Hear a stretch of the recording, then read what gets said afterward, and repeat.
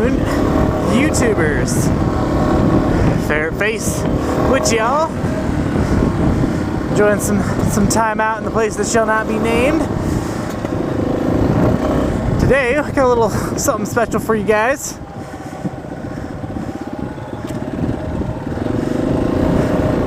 We're going to be doing a little comparison or review of both the KLX250s from 2010 and the XT. The CDS missed. Oh, fuck! Woo! It's okay, I'm just laying down. You alright? Oh, yeah, I'm fine. Oh, shit! Oh! It's like...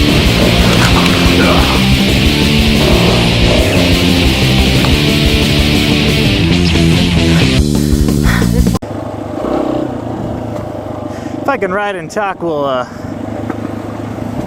go ahead and talk about the XT250 a little bit.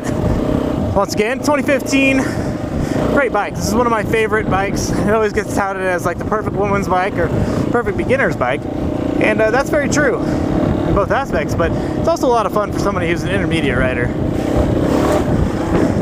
which I guess that's what I consider myself these days.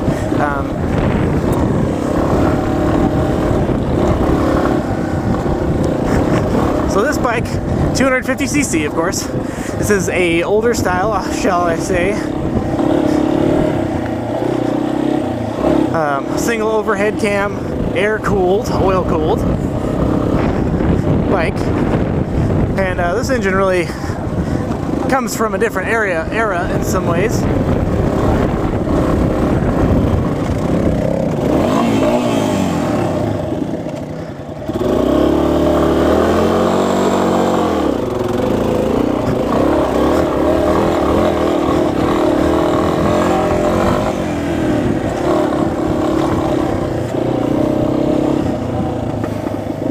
But this bike, power-wise in the engine department, makes about, oh, you know, horsepower numbers for dual sports are rarely, if ever, accurate, and really, rarely, if ever, do they matter.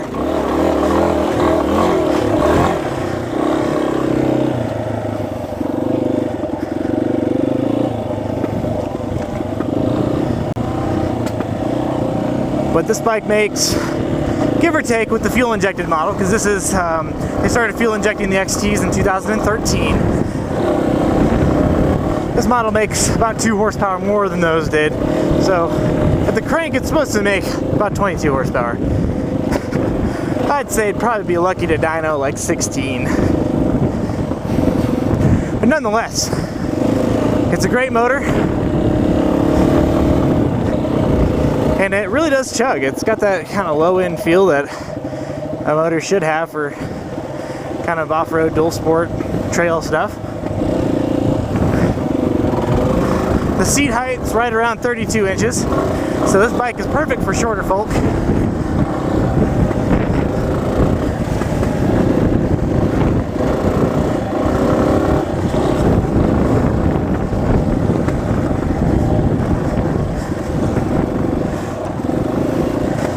One of the probably biggest downsides of the suspension is it is a little soft for heavier riders, but being geared for shorter riders / women, I think suspension is probably actually set up very well. The soft suspension is very, very forgiving. But the biggest downside, aside from being soft, is the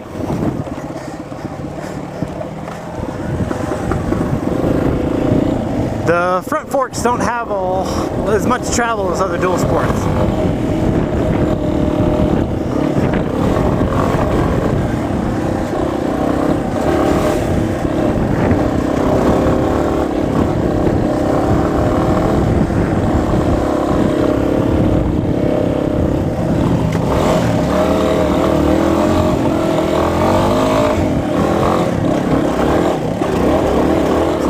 The XT250 being fuel injected is a beautiful thing. Starts up easy every time. Never had any issues with it, dropping it. Even dead battery, I started it down a hill. So nothing but good things to say about that. Overall riding impressions. Let's talk about that for a minute. You know, a lot of people, like I said earlier, kind of down on this bike because it does have a soft suspension, and everybody's like, oh, that's the That's the woman's or beginner dirt bike or dual sport. And I disagree. The riding impressions are great for your normal kind of trail riding and all that fun stuff. This bike is fantastic, and you can definitely get a bit of air with her. But if you're trying to drive this like a race bike, I'll full on agree that you'll overwhelm the suspension real quick. This is definitely not an expert race enduro. It's just not. But for someone who wants to come out here and tear up the trails with a cheap dual sport, this is honestly a fantastic bike.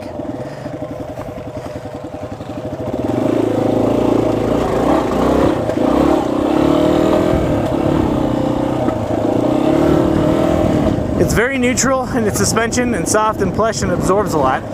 Over these whoops and stair steps that I'm on right now, the front definitely gets overwhelmed. The rebound and spring rate could definitely be better. But it's nothing that's gonna stop you from riding, for sure. And we've been out here riding on this pretty hard actually for the past few days. And never once thought that the suspension was not adequate for my needs. And I'm just a little info about me. If you're new to my channel, I'm about 160 pounds, 5'9". So I'm not a tall dude, and that's why I love this bike too, is it is short and it inspires a lot of confidence in newer riders. That you definitely can't deny.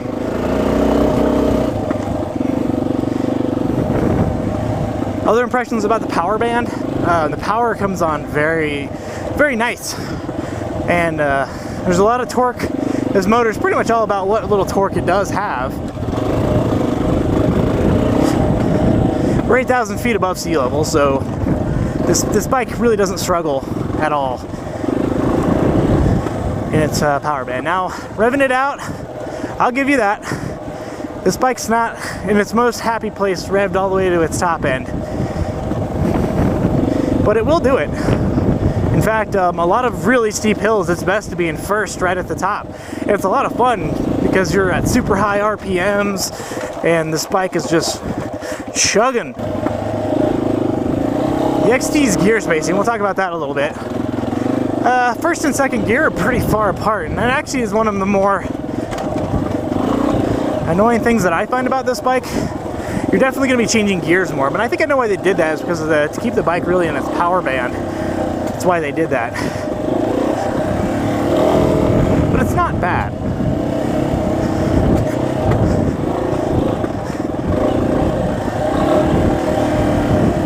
And I have some other reviews, initial reviews on this bike. I just wanted to kind of quickly talk about this bike's strengths and weaknesses. It's not a race bike, but it's a fantastic dual sport. And the last of the compromises, I guess I'll say,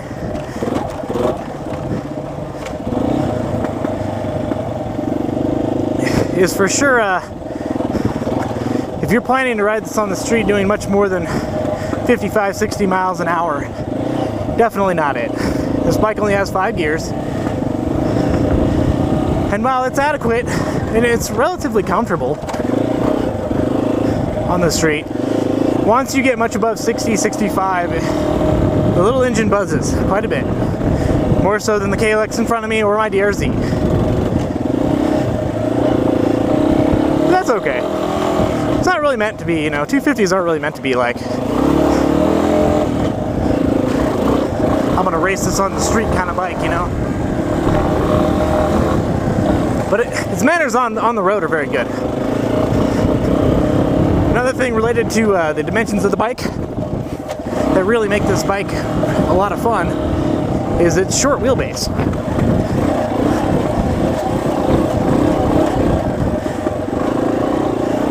The short wheelbase makes, its flickability, being able to turn it around really tight, single track and stuff like that.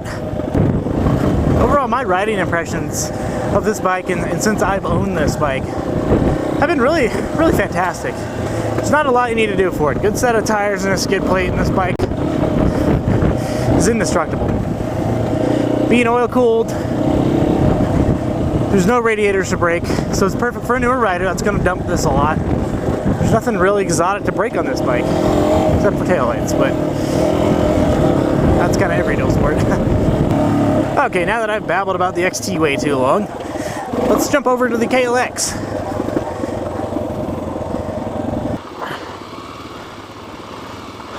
Alright, YouTube guys. So here we are on the KLX250s from 2010, and I love this bike. I really do. It's very underrated. This is a bike that not a lot of people I think talk about because everybody always wants the WR or the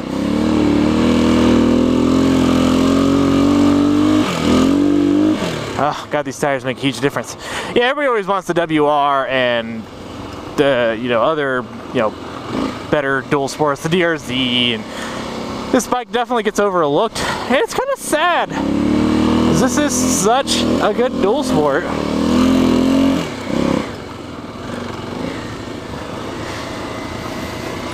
I had zero qualms with this bike, really. I mean, it's a lot of fun. So we'll talk a little specs. So this is, of course, the 250cc engine as well.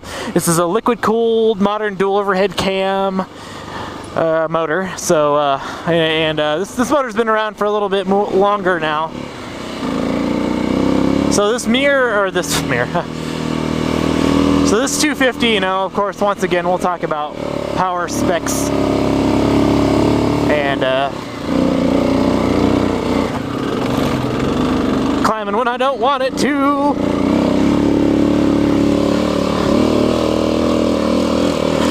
Power-wise, there's of course always arguments as to how much power these little motors actually make.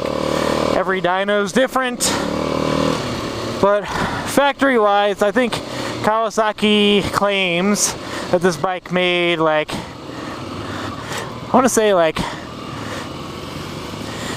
yeah, I just looked it up. 27.8. Oh my God, as if I can remember my own brain shit going on right now. So 27.8, I think is what was the claimed horsepower, and a lot of dynos were really truthfully showing between 20 and 20 to 23 horsepower.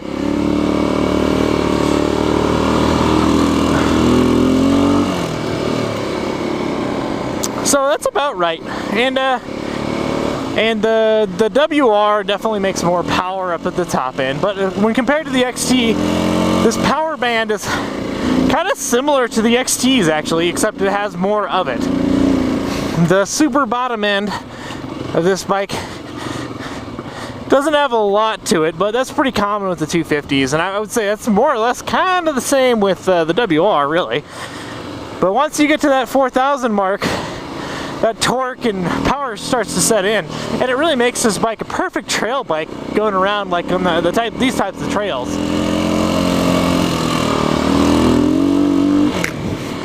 Now, as I said earlier, both these bikes have MT21s, brand new, so there's no difference in traction now. Earlier this week when we tried to shoot the Dunlop 605s that come on this, and they had a lot of miles on them. They were pretty much worn out, and yeah, it was a bad comparison. The front was washing out really bad, so we figured we'd give it another go with some good tires.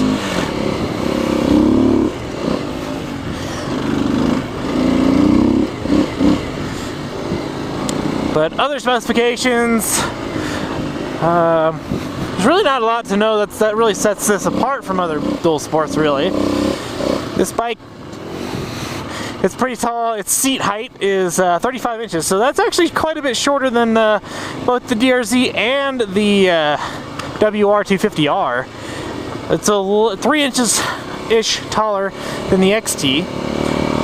And I will note this specific model for my buddy here, Space Cadet, because that's what I'm going to call him.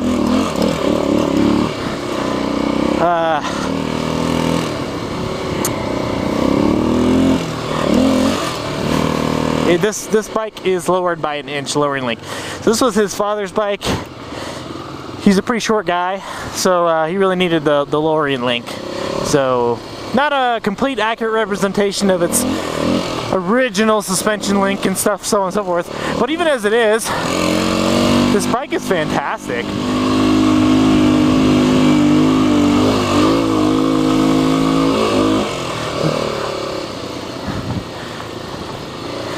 I think this bike made its original debut back in '09.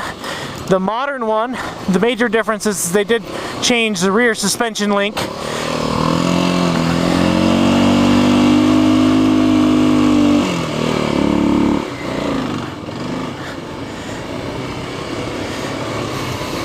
And of course fuel injected it. So this bike is carbureted.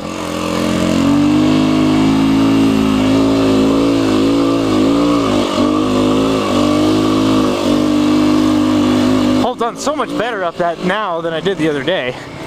First and foremost, what I find most notable over the XT250 and in a direct comparison is honestly the suspension.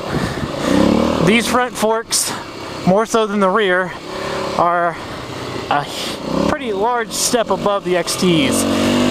Where the XT's got a lot shorter travel up front and it's softer.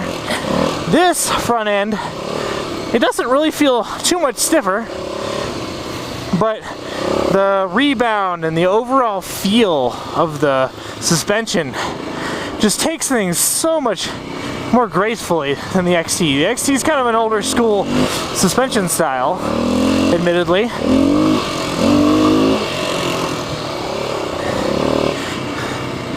This bike kind of really gives you that impression that, you know, it's very, very well and easy to control over a lot of whoops and stuff. The XT suspension gets overwhelmed.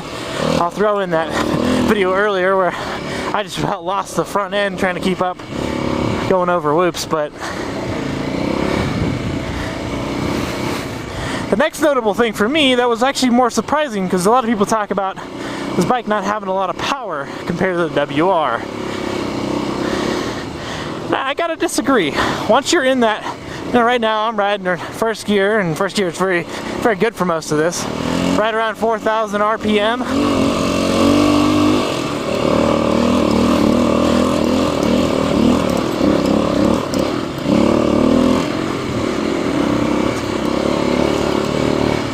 And it's got plenty of pull up the hills. I just can't, you know, it feels great. It's not like DRZ level of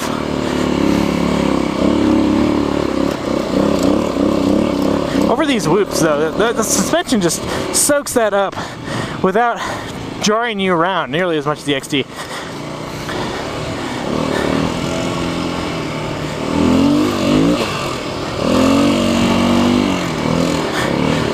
Suspension wise though, the rear feels about the same as the XT. A little soft and well taken care of, but nothing special. He stiffened it up for this ride. It feels a little bit different than the other day. But the power from the motor and everything about that, it feels really fine, and this engine's very happy revving high. It doesn't vibrate nearly as much as the XT at the top end. And it really offers smooth throttle response with its carburetor. Now, on the topic of the carburetor, oh, felt good. The carburetor is pretty cold-blooded on this bike. Now, a lot of that is attributed to the California restrictions that were put on this bike. I think that's more or less the consensus online.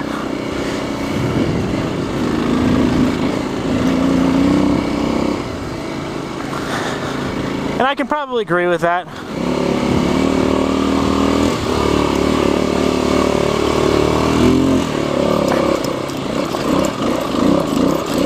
Well, I found the end of the front there, but I definitely took probably a bad line.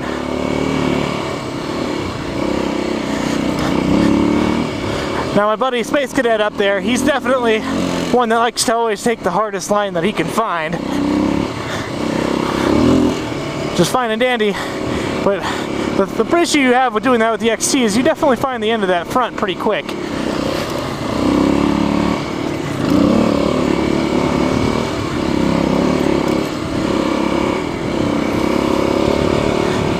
Now weight, this bike weighs, on paper, with fuel, all things added, 297 pounds is what it's listed as.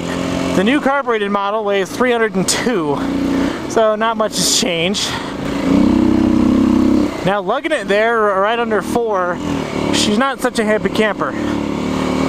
Not gonna lie. You definitely need to keep this motor above 4,000 to make her happy. Ergonomics and everything else, pretty standard for a dual sport. Could use some handlebar risers. As of all my bikes could use handlebar risers, to be honest. The tachometer and all that, beautiful. I love this, the speedo gauge and the tach and all that. I don't know what he's doing.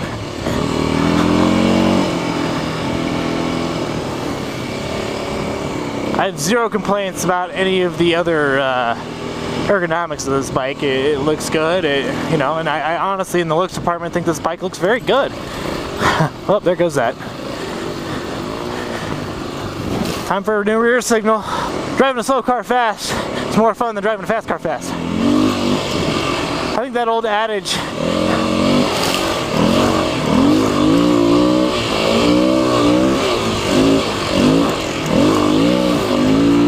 definitely sticks here.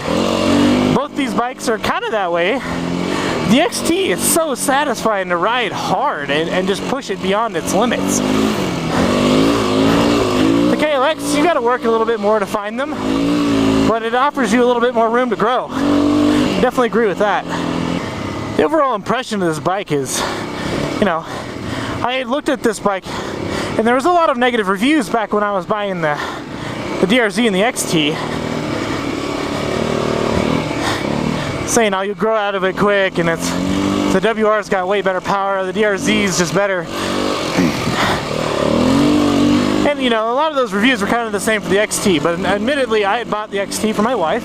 She does ride with us sometimes, but child kind of keeps her busy. And she wanted that low seat height. And that's why I really got the XT, and I was kind of like, I'll never ride this.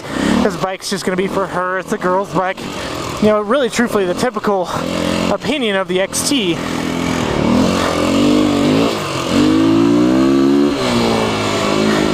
And it's just not true. And all the things that are said about this bike being not having a lot of power, and you know, you'll get bored of it quick. The suspension isn't as good as the WR. I disagree. The front suspension on this KLX is very adjustable compared to the XT. Very well dampened and controlled. Can you overwhelm it? Absolutely, like you can. This is a dual sport, not a race enduro.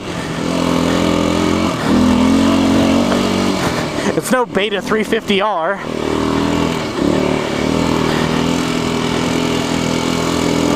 But this bike is also only $5,000. This is where I get to my next point about these two bikes. Both of these bikes are right around $5,000. And if I had to spend my $5,000 again to buy either the XT or this, I actually would buy this over it now that I'm a more experienced rider. Definitely. Ooh, look at the local wildlife.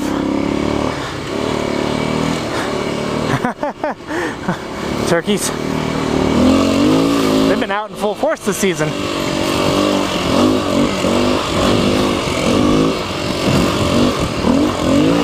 But I would buy this because I'm more experienced, and the height isn't intimidating. In fact, the height of this bike, if you're right around 5'9", is perfect. If you're uncomfortable with how high a WR is or a DRZ, buy this bike. The suspension's every bit as capable, but if I would have bought either one of these bikes as my first bike instead of the DRZ, I honestly think I would have been happier. So that's how I'll explain that and why I say it, as to why I would buy this instead for myself, because it fits my riding style very well, fits my height, and that's really where it comes into when you're looking for a dual sport. Is it's not what other people say. A lot of it is about you. And what your riding styles are. If you know you're never going to be an MX racer or an enduro racer, you don't need a KTM 300 or a Beta 350RR. You don't need those. They're great bikes, but you don't need to spend 10 grand to have a really fun time off-road. So I guess the next part I come to is that, you know, as I've said before, you can't go wrong with these bikes. So my conclusion, get which one suits you best. Which one do you like? Go find some people in the dual sport community that have one. Give it a go. And if you can't find anybody near you, and if I do live near you, by all means, shoot me a message. I don't really mind. Most people that have watched this channel know that my bikes have been chucked all over the place, so